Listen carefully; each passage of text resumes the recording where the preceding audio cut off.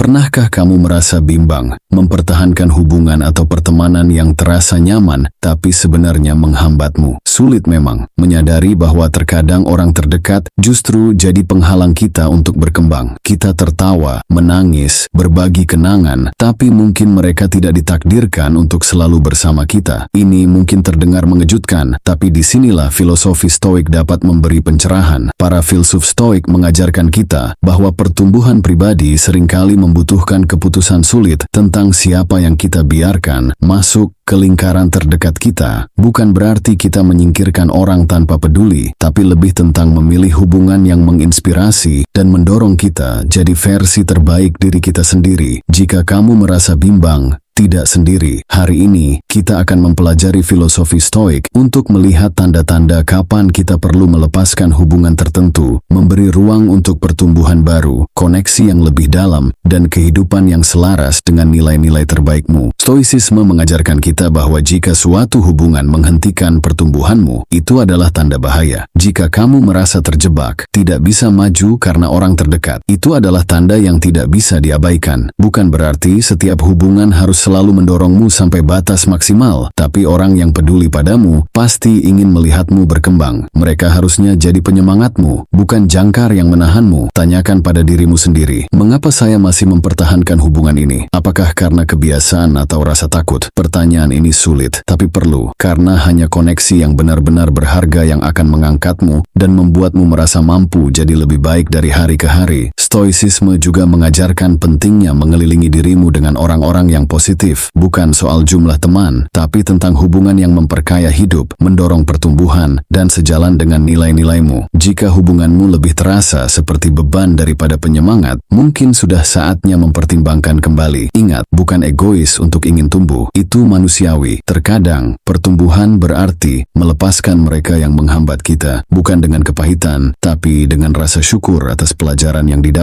Kita semua pernah terjebak dalam pusaran emosi negatif dalam suatu hubungan. Marcus Aurelius, seorang filsuf Stoik, mengajarkan bahwa kita punya kendali atas pikiran kita, bukan atas kejadian di luar kendali kita. Jika hubunganmu terasa seperti medan perang, penuh drama dan minim dukungan, itu tanda ada yang perlu diubah. Emosi negatif seperti cemburu dan marah adalah bagian dari pengalaman manusia, tapi seharusnya tidak mendominasi hubungan yang sehat dan membahagiakan. Bukan berarti kita harus hidup tanpa rasa marah atau cemburu, tapi kita yang memegang kendali atas reaksi kita. Jika emosi negatif mendominasi, cobalah untuk mengenali dan bertanya pada diri sendiri, mengapa saya merasa seperti ini? Apa yang bisa saya pelajari? Bagaimana saya bisa merespons dengan cara yang lebih baik? Terkadang, respons terbaik adalah menjauh atau membuat perubahan. Ini bukan tentang melarikan diri, tapi mengakui bahwa hubungan seharusnya saling mengangkat, bukan menjatuhkan. Topik lain yang dibahas oleh Stoicisme adalah manipulasi dan kontrol dalam hubungan. Tidak ada yang benar-benar bebas jika tidak bisa mengendalikan dirinya sendiri. Jika kamu merasa dimanipulasi atau dikendalikan, tanyakan pada dirimu, mengapa saya bertahan dalam hubungan yang menghambat kebebasan saya? Putuskan hubungan dengan orang yang manipulatif. Bukan berarti kamu jahat, tapi kamu menghargai otonomi dan hakmu untuk hidup sesuai keinginanmu. Stoicisme juga mengajarkan tentang pentingnya rasa hormat dalam hubungan. Jika kamu tidak diperlakukan dengan hormat, itu tanda bahaya besar. Rasa hormat adalah fondasi kepercayaan dan pengertian. Jika itu hilang, hubungan itu tidak layak dipertahankan. Jangan pernah berkompromi dengan nilai-nilai inti dirimu demi sebuah hubungan. Selain itu, Stoicisme mengajarkan tentang keseimbangan dalam hubungan. Hubungan yang sehat adalah tentang memberi dan menerima. Jika kamu merasa selalu memberi tapi jarang menerima, itu tanda ketidakseimbangan. Komunikasi adalah kuncinya. Ungkapkan kebutuhanmu, tetapkan batasan dan diskusikan cara untuk menyeimbangkan hubungan.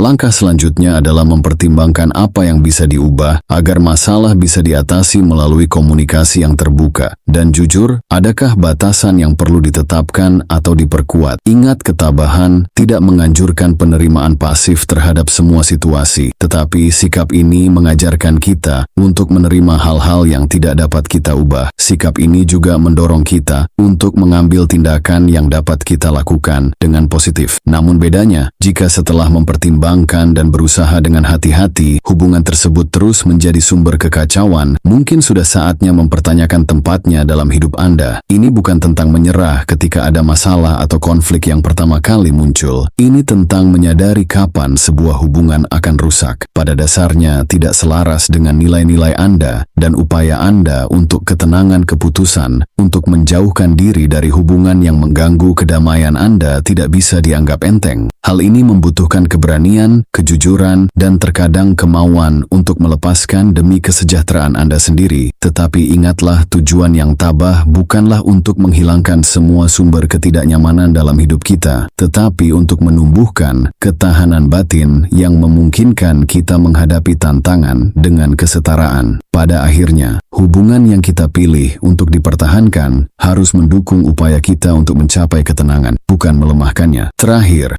stoicisme menekankan pentingnya komunikasi yang efektif. Jika komunikasi gagal, itu tanda ada masalah yang lebih dalam. Atasi masalah ini dengan kepala dingin, hati terbuka, dan niat untuk memahami satu sama lain. Intinya, stoicisme mengajarkan kita untuk membangun hubungan yang sehat, positif, dan saling menghormati. Hubungan yang mendorong kita untuk tumbuh, bukannya menghambat kita. Mari kita berusaha untuk mengelilingi diri kita dengan orang-orang yang berkontribusi pada ketenangan kita, bukan menguranginya. Dengan melakukan ini, kita tidak hanya menghormati ajaran stoik, tetapi juga perjalanan kita sendiri menuju kehidupan yang damai dan memuaskan. Terima kasih sudah menonton video ini. Jika Anda suka video ini, klik tombol suka dan subscribe channel ini agar tidak ketinggalan video berikutnya. Sampai jumpa